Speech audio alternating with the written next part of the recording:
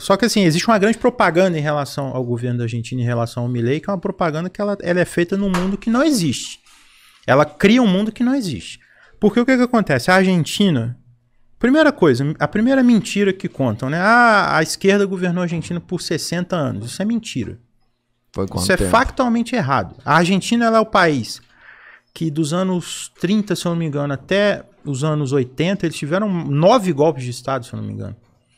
9 golpes de Estado. O que eles chamam de esquerda lá é o peronismo, que é uma espécie de variante nacionalista, até com uma proximidade com o varguismo aqui no Brasil, né, de uma linha mais industrializante, protecionista, nacionalista. O peronismo na Argentina, ele é uma força política muito grande, ela é muito importante, governou o país. O Perón, se eu não me engano, teve um mandato completo só como presidente da Argentina.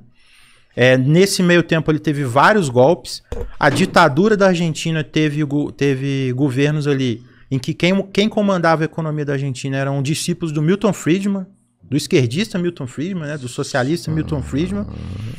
Teve governo que era na embalagem peronista, que era o do Menem, nos anos 90, ali, final do 80 e início dos 90, que era um governo que era do partido do peronismo, né, o partido justicialista, mas era um governo neoliberal, abertamente neoliberal. Tanto é que o Milei hoje ele acha o Menem o melhor presidente que a Argentina já teve.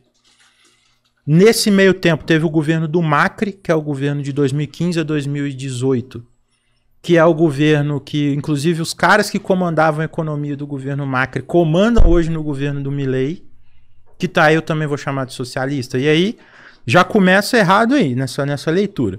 E agora, por que é uma propaganda? A Argentina, ela vem numa crise já tem muito tempo, porque, ao contrário do Brasil, eles não conseguiram resolver estabilizar a economia deles igual o Brasil conseguiu depois do Plano Real. O Menem, esse presidente aí, ele fez um regime de paridade cambial dólar-peso, uma dolarização em que ali, ele estimulou a dolarização da economia, e ele falou, a partir de agora eu vou ter um preço, vai ser pareado, vai ser fixo o câmbio aqui com o peso, para poder resolver o problema da inflação. Na época, se eu não me engano, era 1 por 1 também, mas eu tô devendo esses detalhes assim. Sim. Só que qual é o problema? Para você estipular o câmbio fixo num país, você precisa de dólar. Você precisa garantir esse valor do câmbio que você está fixando. Nos anos 90, no início dos anos 90, a Argentina conseguiu segurar isso, porque eles ainda tinham dólar, eles estavam passando ali por um momento que eles estavam também reorganizando a dívida externa deles e tal, e a inflação caiu, porque de fato quando você faz essa questão de dolarização e de você dar uma paridade ali entre o peso e o dólar, ou entre o real e o dólar também, você reduz a inflação porque você bota os setores da tua economia que são abertos à concorrência internacional, você força os preços para baixo, porque eles estão concorrendo com um dólar, com preço em dólar. E ele conseguiu por um tempo, só que para você sustentar isso, você tem que ter um fluxo muito grande de dólar para dentro da tua economia. E as políticas econômicas que o Menem defendia, que o Milei defende, são políticas econômicas que não atraem dólar. E aí o que acontece? Elas aumentam a vulnerabilidade da tua economia nessa questão de dólar. E aí chegou num final, lá no governo do Menem, que a paridade já não tinha dólar mais, a paridade acabou. Aí o governo teve que soltar o câmbio, a inflação disparou, um presidente saindo atrás do outro, já tinha sido depois do Menem ali, teve o caso de um presidente que fugiu de helicóptero para não ser linchado dentro da Casa Rosada. E aí o que o Milei está fazendo agora na Argentina? Ele entra e ele fala assim, vou meter a motosserra aqui, vou cortar tudo e nós vamos crescer igual a Alemanha, nós vamos crescer igual a China, nós vamos crescer, nós vamos se desenvolver, que é assim que desenvolve. Primeiro, a concepção dele em relação à inflação é uma concepção que ele anuncia uma coisa e ele faz outra. Porque o que ele fez lá na Argentina nesses últimos anos? Ele reduziu a inflação, isso é verdade. A inflação da Argentina, teve uma desvalorização lá muito forte. A inflação bateu 25% no mês, mas depois ela veio caindo. Mas por que ela veio caindo? Porque o governo da Argentina ele controla o valor do câmbio ainda. Então, ele controlava, só vai desvalorizar 2% ao mês. É a mesma coisa, você está fixando o valor do câmbio. Aí a cada mês você vai mudando esse valor.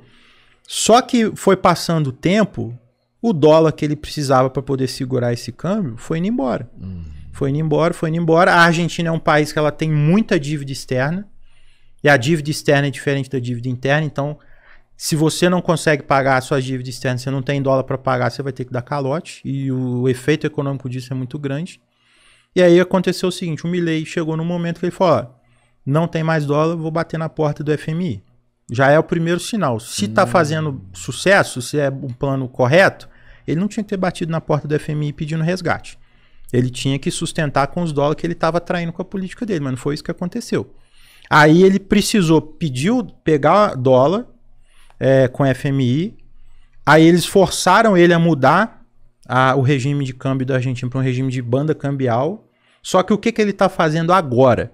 Ele pegou um monte de dinheiro emprestado fora, endividou a Argentina ainda mais e está usando esse dinheiro de novo para segurar o valor do dólar para o dólar não disparar. Então, eu tenho acompanhado lá quase todo dia o valor do dólar na Argentina. A banda cambial lá fica ali entre 1.000 pesos e 1.400 pesos. Um dólar valendo 1.000 a 1.400 pesos, né? Na hora que o peso, na hora que chega ali em 1.300, que ele vai começar a ir para a parte superior da banda, o governo vai lá, intervém e desce. Aí o governo vai lá, intervém e desce. Ele está fazendo isso direto. Ele está intervindo de uma outra forma agora, mas ele está continuando intervindo. Ou seja, em breve, quando não conseguir mais intervir nisso aí... vai estourar tudo de novo. Aí vai voltar ao que era que... Eu lembro que eu tive na Argentina uma época que... $1 era 10 vezes a moeda dos caras. Exatamente. Vai estourar de novo, a inflação vai voltar a subir, porque... Tá rolando uma bola de neve pra cima, ela tá crescendo ali. Chegar lá em cima, ela vai descendo. É porque ele tá conseguindo manter agora esse valor, porque ele tá intervindo, ele tá segurando. E ainda tem outra coisa. O ajuste fiscal que ele tá fazendo é muito duro e tá reprimindo, e tá retraindo a economia. A economia da Argentina... Se você pega, inclusive é um dado que os apoiadores adoram usar, né, que é a projeção do FMI. Não vai confirmar a projeção de crescimento que eles fizeram para a Argentina. Para esse ano, não vai ser. E ainda há o risco da Argentina entrar em recessão no segundo semestre desse ano. Por quê? Ele começou dando uma porrada violenta no ajuste e jogou a Argentina numa recessão. Aí a recessão começou a recuperar no segundo semestre do ano passado. Só que agora, nesse ano, a Argentina ela tá numa situação em que ela recuperou, só que ela agora está andando de lado. Então, se você pega os dados econômicos mais recentes da Argentina, o crescimento econômico deles no primeiro trimestre desse ano foi abaixo da média, foi abaixo do esperado. Foi um crescimento que frustrou a expectativa, porque e aí é uma outra desonestidade deles, que eu até brinquei lá no canal, que o vídeo até deu muito acesso, que eu falei que estava acelerando para baixo. Porque a Argentina, se você pega o crescimento econômico da Argentina, a cada trimestre que está passando, está crescendo menos. E aí a mídia brasileira, na hora que saiu o dado, falou que estava acelerando. Aí eu falei, pô, você tá de sacanagem, cara. A economia dos caras, a cada trimestre que passa, ela cresce menos, isso é aceleração. Aí ela não está acelerando, está desacelerando. E aí, se você pega os dados agora mais recentes, você vê esse crescimento de 0,8 no primeiro trimestre em relação ao trimestre anterior, e aí foi um crescimento de 5,8 em relação ao ano anterior, e aí eles pegam esse dado isolado de 5,8 e falam, nossa, aí tá crescendo mais que a China. Só que a comparação, a base que eles partiram no ano passado foi de uma queda de 5%. Então, se você caiu 5%, o teu crescimento no outro ano ele tem um valor, é um efeito estatístico, não quer dizer que está crescendo igual a China. E aí, na hora que você pega a economia da Argentina agora, nesses últimos meses, ela tá andando de lado. Ela caiu 1,8 em março, aí ela subiu 1,9 em abril. Aí ela agora caiu 0,1 em maio. E a previsão de junho é que vai ser 0 ou vai cair 0,1. Então, assim, tá de lado, tá andando de lado. Onde que o Milei errou internamente, assim? Porque na cabeça dele, ele tava querendo fazer que a Argentina tivesse um superávit e tal, pegou essa grana. Onde que ele errou nesse dever de casa? Não, ele errou... O cara precisava industrializar a Argentina, melhorar os empregos lá dentro para fazer uma exportação de qualidade em vez de ficar exportando commodity, é isso? Não, então, a Argentina, o Milei, ele errou em 2 pontos, assim. Primeiro é o fundamento econômico da tese que ele defende. O Milei é um monetarista old school, né? Vamos dizer assim. Ele ainda parte da ideia, uma ideia errada já, uma ideia que já foi descredibilizada, de que o que aumenta a inflação é o aumento de dinheiro em circulação. Que é a teoria quantitativa da moeda. Ele parte desse princípio. Mas esse também, de certa forma, aumenta mesmo. Não necessariamente. Porque o princípio dele é o princípio dele é o seguinte. A inflação é resultado da quantidade de moeda de circulação na economia. Então, o meu trabalho aqui vai ser usar... o Banco Central tem que parar de imprimir dinheiro, né? E aí ele usa isso, ele vai falar que vai reduzir. Aí ele vai usar lá os princípios do monetarismo, da teoria quantitativa da moeda, e vai fazer isso. Então, ó, vamos parar com isso. Aí ele vai usar, ele acha que o Banco Central controla a quantidade de dinheiro na economia, que é uma ideia, é uma concepção que já não é mais atual. E aí ele parte disso. E o segundo ponto é que ele acha que se ele fizer esse ajuste forte, ele vai trazer investimento para a economia da Argentina. Porque na cabeça dele, que também é uma outra ideia errada, é a ideia de que o gasto público concorre com o investimento privado.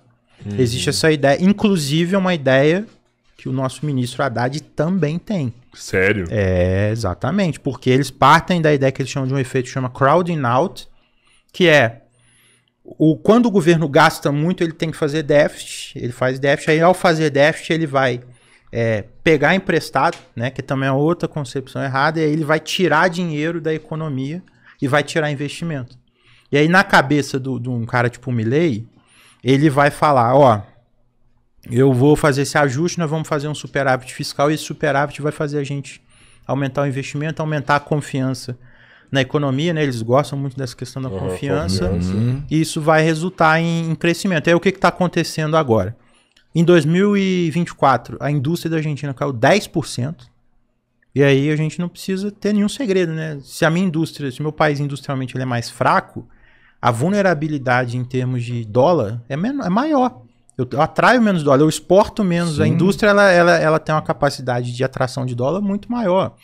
E aí ele está dizimando a indústria da Argentina. E os investimentos não estão vindo. Então, na hora que você pega a conta da Argentina em relação ao que está entrando e saindo de dólar, consistentemente tem ficado negativo. E isso vai consumir as reservas externas deles até um momento que eles não vão ter mais. Que aí ele vai entrar nesse problema. Aí, ou eles vão ter que dar calote, ou eles vão ter que pedir outro empréstimo, que eu não sei se eles vão conseguir, né? A Argentina hoje, é bom lembrar, é o país que mais deve ao FMI no mundo. E a Argentina, ela não é o que mais deve. Ela é o primeiro lugar, e a dívida da Argentina é maior do que os outros 9 somados. A Argentina deve hoje coisa de 64 bilhões de dólares para o FMI.